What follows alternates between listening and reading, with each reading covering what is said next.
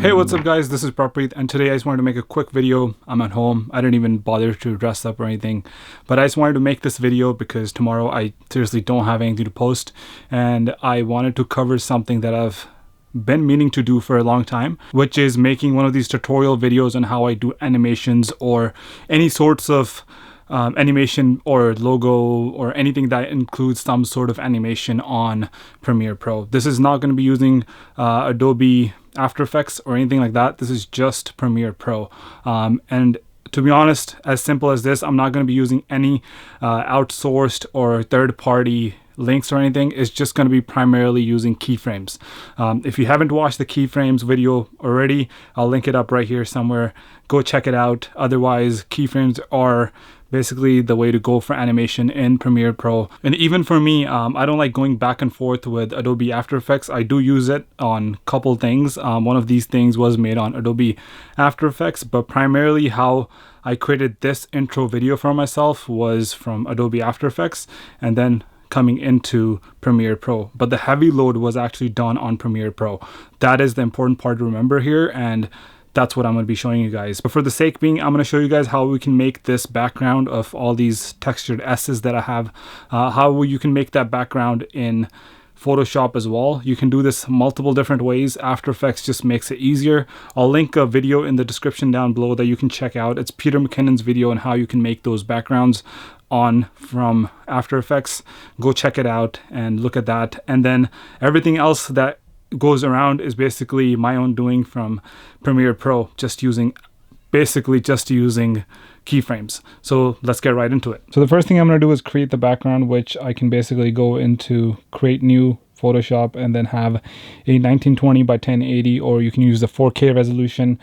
Basically create a background for yourself. And here we go. First thing I like to do is take away the lock sign, so it basically unlocks the background layer. Now you can do whatever with it. And then I am basically going to import my logo in here.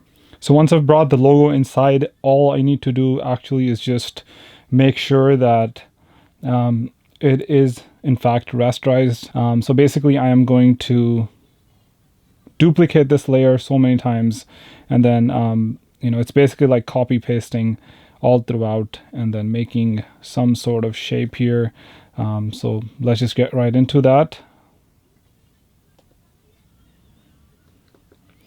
And then once you duplicate your layer, you want to space it out and continue this process for every row, and then for the whole columns, fill out the whole page basically.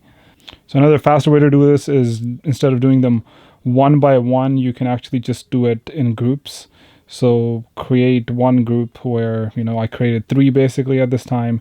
So I'm going to create a group, and I can duplicate the group here and basically get 3 more instead of creating one by one. This kind of just gives me, a nicer look to the whole image. And then I can group these 2 together, so on and so forth. So basically now we have one column. I'm going to just call this column. So basically now we have one row, and then we're basically going to multiply this through towards the vertical line here. So I'm just going to adjust this a little bit and then duplicate this item the same way that we did earlier, where we're basically copying and pasting the whole thing.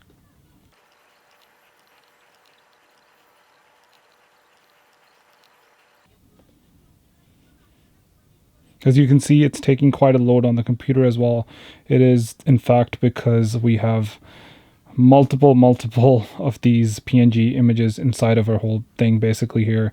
The next thing I want to do is basically export this, because at this point we have plenty of these things. You can have basically anything in the background. You can have dots, or you can have circles in the back. Basically create anything that you want. And then I'll just name it background. You can check out the Peter McKinnon After Effects video that I linked in the description down below. But for this video being simple, you can basically take this background that I just produced and put it in the background here. You can create a similar one for yourself, and you can just create some sort of so as you can see here, all of these are moving at a different pace at a different time. It's kind of an easier way. It's much faster than using Photoshop, but if you're not comfortable with After Effects, at least one thing you can do is just bring this Photoshop it's kind of like a repetitive version that I just did, but you basically bring it in and you put it right there. So once you bring it in, you can basically have it like this. Now I know this isn't perfect, but you can make it perfect to however you guys like it. And then basically we're going to set keyframes here. So we're going to say that the position, let's just scale it to 300. And then we're basically going to change the position of this upwards towards the end. And here we go all the way to the end, and we're basically going to position this higher. So as you can see over time here, these S's are actually moving now. That makes it kind of like a cooler vibe to it. And then you can put some sort of blur on this as well, so this foreground sticks out. So basically all you have to do is search for blur in your effects panel, and then you drag Gaussian blur on top of this, and you can, let's say, put this to 10, and then you get this blurry look in the background. It not only gives the background moving and some motion, it also makes it more cinematic and makes it look like a real video where the background is blurred and the focus on the front, your actual subject, sticks out more. So second up, I have a box that basically pops up here. As you can see, this box is nested, and basically it is a PNG box that I created in Photoshop as well. You can create that right there. And then what you basically do is, so the whole purpose of this little guy is it's going to go from scale 1, which is a small little box here, you can see. It basically goes from a really, really tiny, not even visible mark to a really big kind of a box. And then I nested this and I reversed the clip. And I nested that and I put it here because, as you can see here, it basically is a nested, and then I reversed it right here. As you can see, it is basically reversed. So it basically puts it back into where it got it. So it goes small, small, small, and then it ends. So basically that's what's happening on this layer. And then on top, I have my logo, which is split into 2 pieces, also from Photoshop. I have 2 images here. One basically starts on the bottom left corner. As we can see here, it is on the bottom left. And then I also put in these keyframe values. You click this after you set this value, and then you go towards the end, and right here is where you would want it to be in the right spot. As you can see, it is now in the right spot, and the scale is 100, and it basically aligns them up right here. And then on the opposite side, I'm basically doing the same thing where the bottom of the S is coming from the other side, the top right part of it. So I have positioned it there, and then using keyframes, what I would basically do is I would position it to where I want it to be, and then I would press the clock button. It would basically create one of these keyframes right here, as you can see, and then you could go forward in time, and then this keyframe basically is where you would make it. And at the end position, you'd basically position it to wherever you want it to land, just like the top of the S that we had in the bottom left corner. So basically you do that, and then you can reverse that so it goes into the same position that it came from, basically. And that is about it. And then in the middle, you can basically have it continued over time, just like how it's supposed to be, so that, you know, it lasts longer. And in compilation, you basically have this little guy here.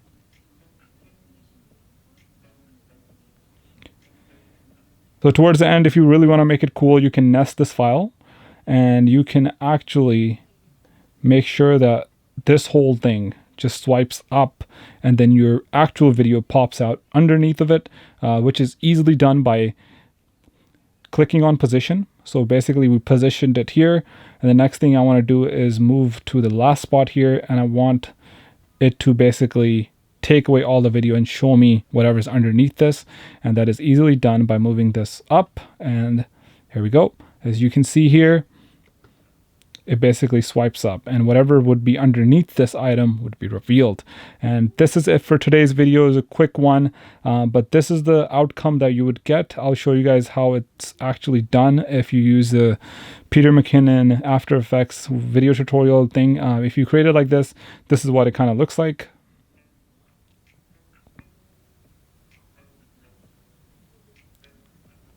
So not a very difficult product to make. It's very easy to make this, but just to know that, to create something like this, you just need your creativity to go up. Just think about the things that you can create when you're making something like this. Obviously, you can copy this. There's multiple other content creators that you can copy, or you can even go online and download After Effects templates. Those things are great if you want to make a quick title animation for yourself.